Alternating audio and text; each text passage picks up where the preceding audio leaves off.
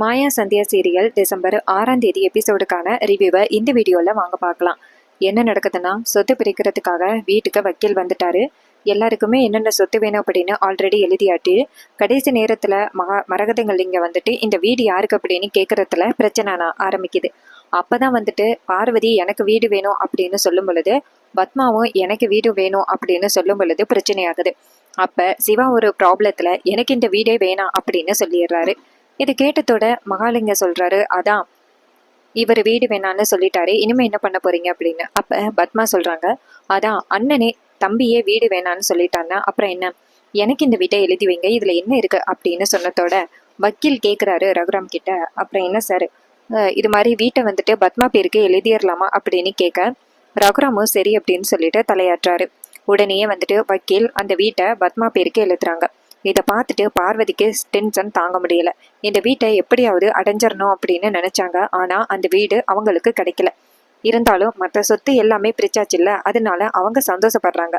அப்ப வக்கீல் சொல்றாரு, இது எல்லாமே எழுதியாச்சு, இதுக்கப்புறம் வாரிசெல்லாம் கையெழுத்து போட்டா மட்டும் போதும் அப்படின்னு சொன்னதோட எல்லாருமே சரி அப்படின்னு சொல்றாங்க. ஸோ ஃபர்ஸ்ட் யாரை கையெழுத்து போட கூப்பிடுறாங்கன்னா பத்மாவை கூப்பிடுறாங்க.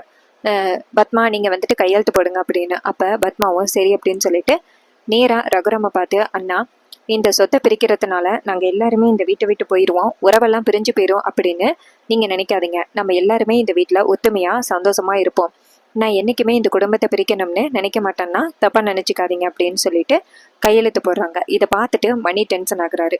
மணிக்கு ஆல்ரெடி தெரியும் இந்த பத்மா காசு பைத்தியம் பிடிச்சவ அப்படின்னு. அதனால மணிக்கு சுத்தமாக பத்மாவை அப்பையிலேருந்து பிடிக்காது. அதுக்கப்புறமா வந்துட்டு பத்மா கையெழுத்து போட்டு முடிச்சதோட சீனுவை கூப்பிடுறாங்க.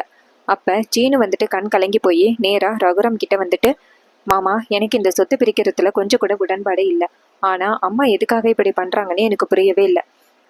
மாமா எனக்கு இந்த சொத்து பிரிக்கிறதுல எனக்கு சம்மதமே இல்லை, வேண்டான்னு சொல்லுங்க மாமா அப்படின்னு. அப்போ பத்மா நேராக சீனு கிட்ட வந்துட்டு, சீனு இங்கே பாரு, மாமா வந்துட்டு ஆல்ரெடி முடிவு பண்ணிட்டாரு, அவரோட முடிவை எதிர்க்கிறது ரொம்ப தப்பு. இங்கே பாரு, அவரை கையெழுத்து போடுன்னு சொன்ன பிறகு நீ கையெழுத்து போட மாட்டேன் அப்படின்னு பிடிவாதம் பிடிக்கிறது கொஞ்சம் கூட மரியாதை ஆகாது, வந்து கையெழுத்து போடு அப்படின்னு சொன்னதோட சீனு வந்துட்டு அழுதுகிட்டே போயிட்டு கையெழுத்து போடுறாரு. சீனு கையெழுத்து போட்டு முடிச்சதோட அதுக்கு அடுத்ததா சிவாவை கூப்பிடுறாங்க. ஆனா சிவா சொல்றாரு, என்னால கையெழுத்து போட முடியாது அப்படின்னு. அப்ப பார்வதி நேரா சிவா கிட்ட போயிட்டு, என்னங்க ஏங்க இப்படி சொல்றீங்க, சொத்தெல்லாம் தான் பிரிச்சாச்சு, இதுக்கப்புறம் என்ன நீங்கள் பிடிவாதம் பண்ணுறீங்க அப்படின்னு கேட்க, அப்போ சிவா வந்துட்டு பார்வதியை அடிக்க போகிறாரு. அப்போ பார்வதி ஷாக் ஆகி ஓரமாக போய் நிற்கிறாங்க. அப்போ சிவா சொல்கிறாரு, என்னால் கையெழுத்து போட முடியாது அப்படின்ட்டு நேராக ரகுராம்கிட்ட போயிட்டு ரகுராமோட காலை பிடிச்சி, அண்ணா நான் காலம் ஃபுல்லாக உங்கள் பக்கத்திலே இருந்துக்கிறேன், எனக்கு இந்த சொத்து எதுவுமே வேணாண்ணா, ஒரு வார்த்தை சொன்னாங்கண்ணா, தயவு செஞ்சு இந்த சொத்தை பிரிக்க வேணாம் அப்படின்னு. ஆனால் ரகுராம் வந்துட்டு கண் கலங்குறாரு. சிவா பேசுனது எல்லாம் பார்த்துட்டு கண் கலங்கி போயிட்டு ரகுராம் வந்துட்டு சிவாவோட கையை பிடிச்சி, இங்கே பாருப்பா சிவா, நான் சொல்றது கேட்பில்ல அப்படின்னு கேட்க, சிவா சொல்றாரு, அண்ணா என்னன்னு ஒரு வார்த்தை சொல்லுங்க, உங்க பேச்சை மீற மாட்டேன், சொல்லுங்கண்ணா அப்படின்னு சொல்ல ரகுராம் சொல்றாரு, சிவா போயிட்டு கையெழுத்து போடு அப்படின்னு. அப்ப சிவா சொல்றாரு, அண்ணா நீ என்ன சொன்னாலும் நான் கேட்பேன், ஆனா இந்த கையெழுத்து போட சொல்ற விஷயம் எனக்கு சுத்தமா விருப்பமே இல்லைன்னா, இதனால குடும்பம் பிரிஞ்சு போயிடும்ண்ணா, தயவு செஞ்சு வேணான்னு சொல்லுங்கண்ணா அப்படின்னு. ஆனா சிவா சொல்றாரு, இங்க பாரு, போயிட்டு கையெழுத்து போடு அப்படின்னு ரகுராம் சொல்ல, இதை கேட்டுட்டு சிவாவுக்கு வேற வழி தெரியல. சிவா அழுதுகிட்டே வந்துட்டு கையெழுத்து போடுறாரு.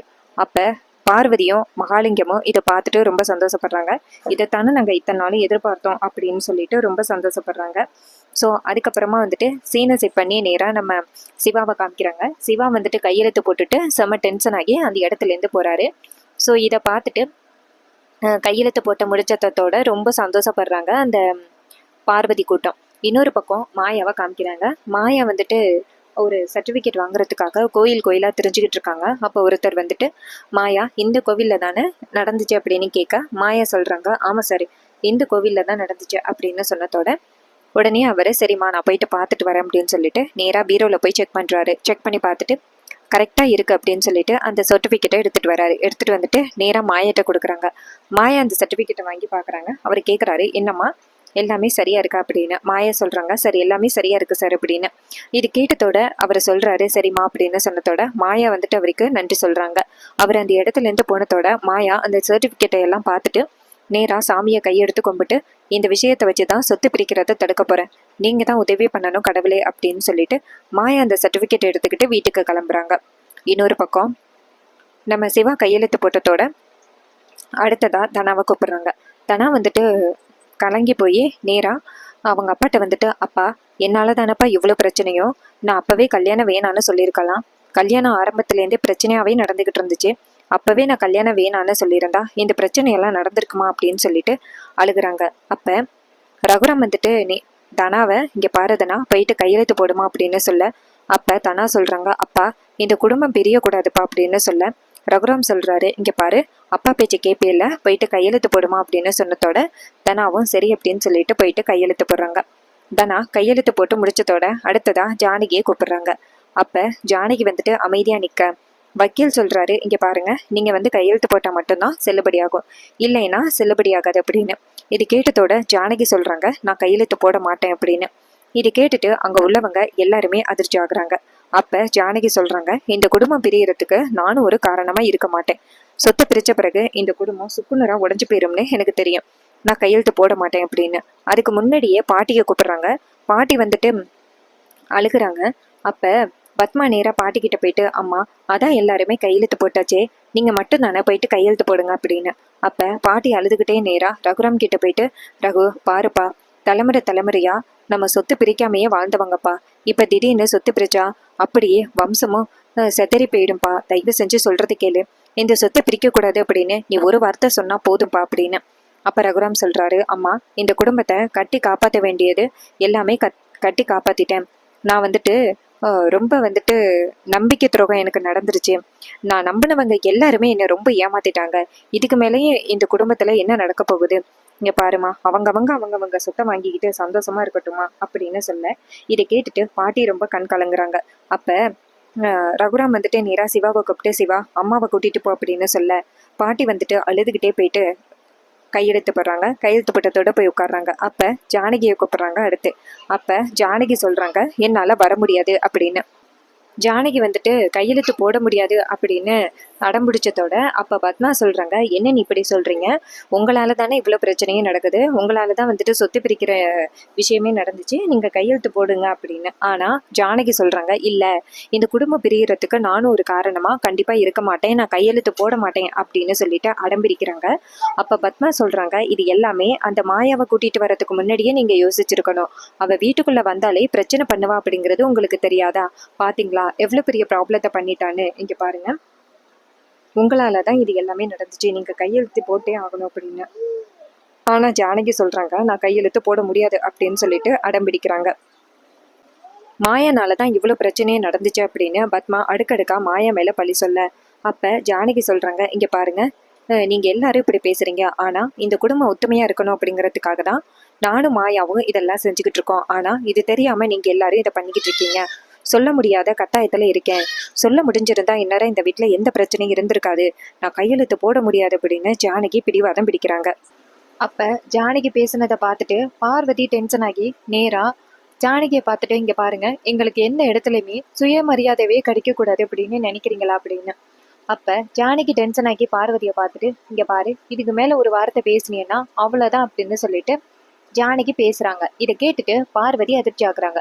அப்ப ஜானகி அங்கேருந்து வந்து நிக்கிறாங்க. நின்றுட்டு நேரா அவங்க ஹஸ்பண்ட் ரகுராம பார்த்துட்டு, இங்க பாருங்க தயவு செஞ்சு சொல்றது கேளுங்க, இந்த குடும்பம் ஒத்துமையா இருக்கணும் அப்படிங்கிறத பத்தி நீங்க என்கிட்ட பல தடவை சொல்லியிருக்கீங்க. இந்த குடும்பத்தோட சொத்தை பிரிச்சா இந்த குடும்பமே பிரிஞ்சு போயிரும் அப்படின்னு நீங்க பல தடவை என்கிட்ட சொல்லியிருக்கீங்க. அப்படி இருக்கையில இந்த சொத்தை மட்டும் பிரிக்கிறத மட்டும் எப்படி நீங்க ஒத்துக்கிட்டீங்க? தயவு செஞ்சு சொல்றது கேளுங்க, நீங்க அவசரப்பட்டு இந்த முடிவை எடுக்கிறீங்க, கொஞ்சம் பொறுமையா இந்த முடிவை எடுத்துக்கலாம். அவங்க எல்லாம் சொல்றாங்க அப்படிங்கிறதுக்காக தான் இந்த சொத்தை பிரிக்கணும் அப்படின்னு நீங்க சொல்றீங்களே தவிர்த்து உங்க மனசுல கொஞ்சம் கூட உடன்பாடு இல்லைன்னு எனக்கு நல்லாவே தெரியும். தயவு செஞ்சு சொல்றது கேளுங்க, இந்த சொத்தை பிரிக்க வேணாம் அப்படின்னு சொல்லிட்டு ஜானகி ரகுராமை கெஞ்சிக்கிட்டு இருக்காங்க.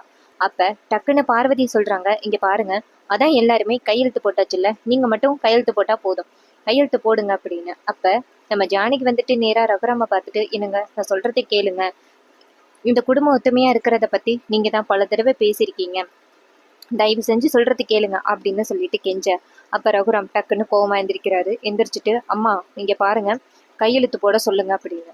அப்ப அவங்க எதுவுமே சொல்லவே இல்லை. ஜானகி சொல்றாங்க, இல்ல நான் கையெழுத்து போட மாட்டேன் அப்படின்னு. ரகுராம் சொல்றாரு, அட்லீஸ்ட் இந்த விஷயத்திலேயாவது எனக்கு கொஞ்சம் மரியாதை கொடுக்க சொல்லுங்க, கையெழுத்து போட சொல்லுங்க அப்படின்னு. ஆனா ஜானகி சொல்றாங்க, இல்ல நான் கையெழுத்து போட மாட்டேன் அப்படின்னு. அப்ப ரகுராம் சொல்றாரு, நான் உயிரோட இருக்கணும் அப்படின்னா கையெழுத்து போடு அப்படின்னு.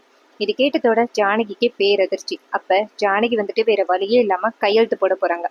அப்ப மகாலிங்கம் நினைக்கிறாரு, அப்பாடா சரியான போடுதான் போட்டிருக்காரு அப்படின்னு. அப்ப ஜானகி வேற வழி இல்லாம போயிட்டு கையெழுத்து போடுறாங்க. ஜானகி கையெழுத்து போட்டு முடிச்சுட்டு அழுதுகிட்டு வந்து நிக்கிறாங்க. ஸோ இதை பார்த்துட்டு மகாலிங்கமும் அந்த பார்வதியும் ரொம்ப சந்தோஷப்படுறாங்க. பத்மாவுக்கும் ரொம்ப சந்தோஷம். அப்பாடா ஒரு வழியா எப்படியோ கையெழுத்து போட்டுட்டாங்க அப்படின்னு. அப்ப ரகுராம கூப்பிடுறாரு வக்கீல். வக்கீல் சொல்றாரு, இங்க பாருங்க சார், நீங்க கையெழுத்து போட்டீங்கன்னா எல்லாமே சரியாகிடும் அப்படின்னு. இது கேட்டதோட ரகுராமும் சரி அப்படின்னு சொல்லிட்டு போயிட்டு கையெழுத்து போட போறாரு. அப்ப ரகுராமுக்கு இந்த குடும்பத்துல எல்லாருமே உத்தமையா இருந்தாங்கல்ல, அது எல்லாத்தையுமே நினைச்சு பாக்குறாரு. ஒரு காலத்துல இந்த குடும்பம் எப்படி இருந்துச்சு அப்படிங்கறத ரகுராம் யோசனை பண்ணி பாக்குறாரு. அப்ப யோசனை பண்ணி பார்த்துட்டு கையெழுத்து போட போறாரு. அப்ப டக்குன்னு மாயா கையில ஒரு ப்ரூஃபோட வந்துட்டு நிறுத்துங்க அப்படின்னு சொல்றாங்க. மாயா நிறுத்துங்கன்னு சொன்னதோட ரகுராம் திரும்பி பாக்குறாரு கையெழுத்து போடுறத வச்சுட்டு. அப்ப பத்மா நேரா மாயாவை பார்த்துட்டு, எதுக்குடி நிப்பாட்ட சொல்ற அப்படின்னு கேட்க, மாயா சொல்றாங்க, இந்த சொத்தை பிரிக்க கூடாது அப்படின்னு. பத்மா கேக்குறாங்க, இந்த சொத்தை பிரிக்க கூடாது அப்படின்னு சொல்றதுக்கு உனக்கு யாரு உரிமை கொடுத்தது, நீ யாரு இந்த வீட்டுல அப்படின்னு. மாயா சொல்றாங்க, எனக்கும் இந்த வீட்டுல உரிமை இருக்கு அப்படின்னு. பார்வதி சொல்றாங்க, ரத்த சொந்தம் மட்டும்தான் வந்துட்டு இந்த சொத்தை பிரிக்கிறத பத்தி பேசணும், உனக்கும் இந்த சொத்துக்கும் என்னடி சம்மந்தம் அப்படின்னு. அப்ப மாயா சொல்றாங்க, எனக்கு உரிமை இருக்கு அப்படின்னு. இது கேட்டதோட பார்வதி கேக்குறாங்க, உனக்கும் இந்த குடும்பத்துக்கும் என்ன சம்பந்தம் அப்படின்னு. அப்ப மாயா சொல்றாங்க, இது மாதிரி உங்க எல்லாருக்குமே தெரியும், கொஞ்ச நாளைக்கு முன்னாடி கோவில்ல பெரியப்பா என்னை அவரோட பொண்ணா வந்துட்டு தத்தெடுத்துக்கிட்டாரு, உங்க எல்லாருக்குமே தெரியும்ல அப்படின்னு. ஸோ இதை கேட்டுட்டு அங்க உள்ளவங்க எல்லாருமே ஷாக் ஆகுறாங்க. பத்மா சொல்றாங்க, அதுக்கு என்ன, பொண்ணா ஒத்துக்கிட்டா சொத்தெல்லாம் உன் பேருக்கு எழுதி கொடுக்க முடியுமா அப்படின்னு. மாயா சொல்றாங்க, சொத்தெல்லாம் ஏன் பேருக்கு எழுதி கொடுக்க வேணாம், இது மாதிரி நானே இந்த வாரிசுல ஒருத்தி தான் அப்படின்னு சொல்லிட்டு சர்டிபிகேட்டை காமிக்கிறாங்க. அப்ப மகாலிங்கம் கேக்குறாரு, இங்க பாருமா, வாயால உன்ன அவர் என் பொண்ணுன்னு சொல்லியிருக்கலாம், ஆனா உனக்கு இந்த சொத்துக்கு எந்த வித சம்பந்தமும் இல்லை அப்படின்னு. இதை கேட்டதோட மாயா சொல்றாங்க, இங்க பாருங்க, இதுல எல்லா சொத்துக்கும் உரிமை எனக்கும் இருக்கு அப்படின்னு சொல்லிட்டு பெரியப்பா வந்துட்டு கையெழுத்து போட்டு கொடுத்துருக்காரு, வேணும்னா இதையும் பாருங்க அப்படின்னு சொல்லிட்டு வக்கீல் கிட்ட அந்த சர்டிபிகேட்டை கொடுக்குறாங்க. வக்கீல் அந்த சர்டிபிகேட்டை பார்த்துட்டு எல்லாத்தையும் படிச்சு பார்த்துட்டு அங்க உள்ளவங்க கிட்ட மாயா சொல்றது உண்மைதான் அப்படின்னு சொல்றாங்க. இது கேட்டதோட பத்மாவும் பார்வதியும் அதிர்ச்சி ஆகுறாங்க. அப்ப வக்கீல் சொல்றாரு, இங்க பாருங்க, நீங்க எல்லாரும் சேர்ந்து மாயா மேடத்தை கன்வின்ஸ் பண்ணுங்க. மாயா மேடம், நீங்க என்ன நினைக்கிறீங்க, சொத்துல கையெழுத்து போடுறீங்க தானே, உங்களுக்கு உடன்பாடு தானே அப்படின்னு கேட்க, மாயா சொல்றாங்க, இல்ல இந்த சொத்து பிரிக்கிற விவகாரத்துல எனக்கு கொஞ்சம் கூட உடன்பாடு இல்லை அப்படின்னு சொல்றாங்க. இதை கேட்டதோட பத்மாவுக்கு ஷாக்கு. பத்மா நேரா வக்கீல பார்த்துட்டு, இங்க பாருங்க, இவன் இந்த வீட்டுல ஒரு ஆளே கிடையாது, இவ சொல்ற அப்படிங்கறதுக்காக நீங்க சொத்தை பிரிக்காம போயிடாதீங்க, பிரிச்ச வரைக்கும் பிரிச்சாச்சு, அண்ணா நீங்க கையெழுத்து போடுங்கண்ணா, அவ கிடக்குறா அப்படின்னு. அப்ப மாயா சொல்றாங்க, என்ன மீறி நீங்க வந்துட்டு சொத்தை பிரிக்க கூடாது, அப்படி பிரிச்சிங்கன்னா நான் கோர்ட்டுல கேஸ் போடுற மாதிரி இருக்கும் அப்படின்னு. இது கேட்டதோட வக்கீல் ஷாக் ஆகுறாரு, ரகுராமும் அதிர்ச்சி ஆகுறாங்க. அப்ப ஜானகிக்கு அப்பதான் நிம்மதி கிடைக்குது, எப்படியும் மாயா வந்துட்டு இந்த சொத்தை பிரிக்க விடாம தடுத்துருவா அப்படின்னு. அப்ப மாயா நேரா அந்த வக்கீல பார்த்துட்டு, இங்க பாருங்க, என்ன மீறி நீங்க சொத்தை பிரிச்சு எல்லாருக்கும் எழுதி கொடுத்தீங்க அப்படின்னா நான் கோர்ட்டுல கேஸ் போடுவேன் அப்படின்னு. இதை கேட்டதோட வக்கீல் அதிர்ச்சி ஆகுறாரு. வக்கீல் நேரா பத்மாவை பார்த்து, இங்க பாருங்க மேடம், நீங்க மாயா மேடத்தை ஃபர்ஸ்ட் கன்வின்ஸ் பண்ணி அவங்கள கையெழுத்து போட சொல்லுங்க, இது வரைக்கும் எல்லாரும் கையெழுத்து போட்டதோட இருக்கட்டும், ரகுராம் சாரோட கையெழுத்தும் மாயா மேடத்தோட கையெழுத்தும் தான் வேணும், மாயா மேடம் கையெழுத்து போட்டு கொடுத்துட்டாங்கன்னா போதும், அது வரைக்கும் நீங்க கன்வின்ஸ் பண்ணிட்டு என்கிட்ட சொல்லுங்க அப்படின்னு சொல்லிட்டு கிளம்ப.